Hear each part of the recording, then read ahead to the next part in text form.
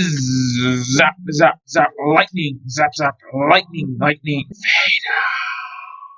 Hello everybody, and in today's video I will be talking about all the World Cup qualifiers that have happened over the past couple of days. I'm only gonna recap most of the qualifiers because I want to have time to make a video about the World Cup group stage draw, which will happen in one day. But there are some matches that I will go into more, but most of the matches I'll just recap over and only talk about for a few seconds. The first few matches I want to talk about are the Afc World Cup qualifying matches. The Solomon Islands just got past Papua New Guinea 3-2, and New Zealand only got a 1-0 win versus Tahiti. Honestly, I was expecting New Zealand to whack up a bunch of goals, but they only scored one, which is very uncustomary considering that they're the biggest team in OFC. But when New Zealand faced the Solomon Islands in the last match of OFC World Cup qualifying, New Zealand smashed the Solomon Islands 5-0. It was an absolute rout and there was no contest. Moving on to the World Cup qualifiers for Africa, Senegal just squeaked by Egypt on a penalty shootout, which they won 3-1. On aggregate, Egypt won the first leg 1-0 and Senegal won the second leg 1-0, so it went to a penalty shootout after extra time. For Cameroon versus Algeria, it was 1-0 to Algeria in the first leg, but in the second leg, Cameroon were winning 1-0. It went to extra time, but Algeria scored a last-minute goal, but then Cameroon scored an even laster-minute goal,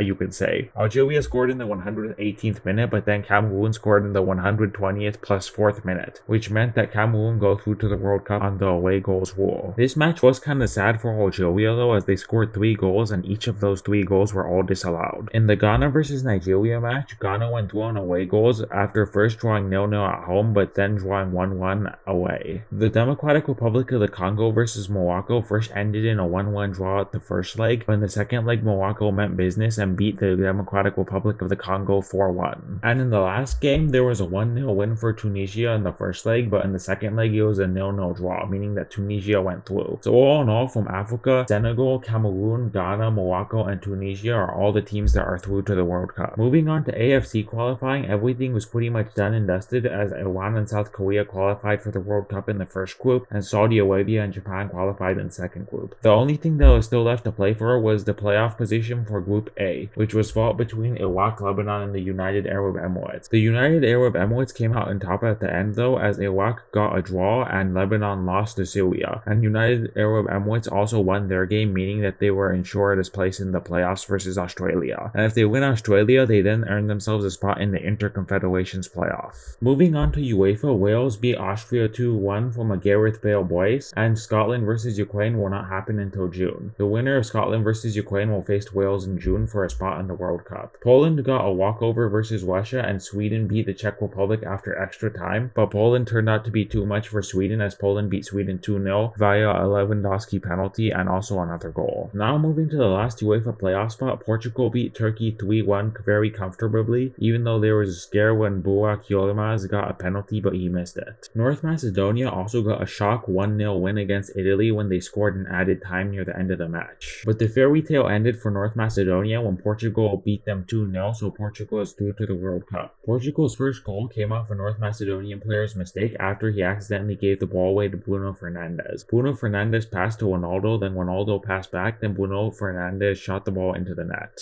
Portugal's second goal came after the Portuguese players were able to steal the ball off the North Macedonian player, leading to Diogo Jota being able to cross the ball into the box for Bruno Fernandes, who was able to shoot the ball past the goalkeeper into his net.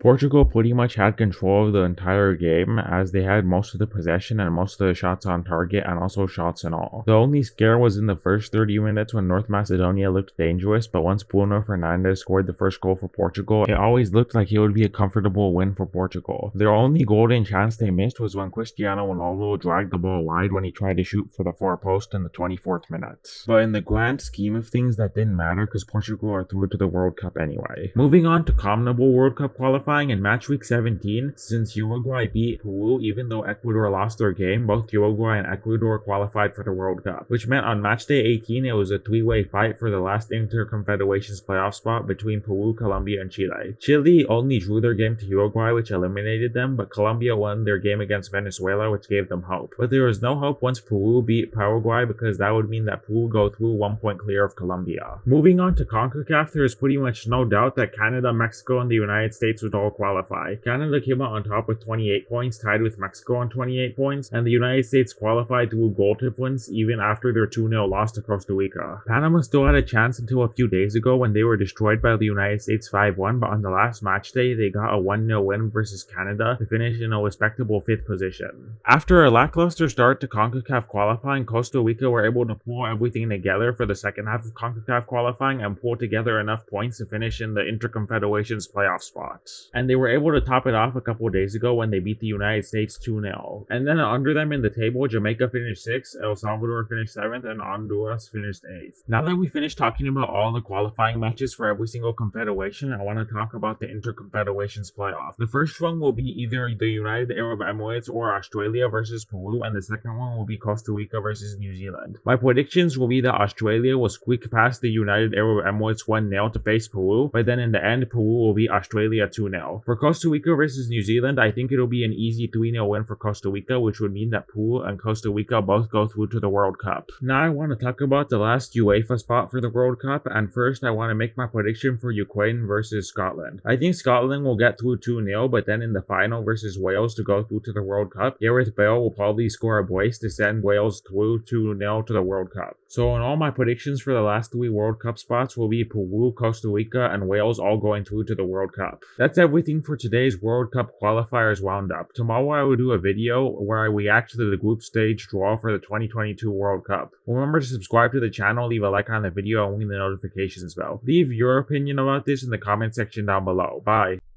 Created by The Lego Dude. Produced by The Lego Dude. Directed by The Lego Dude. Paid for by The Lego Dude. Edited by The Lego Dude. Thank you for watching. Please subscribe and leave a like.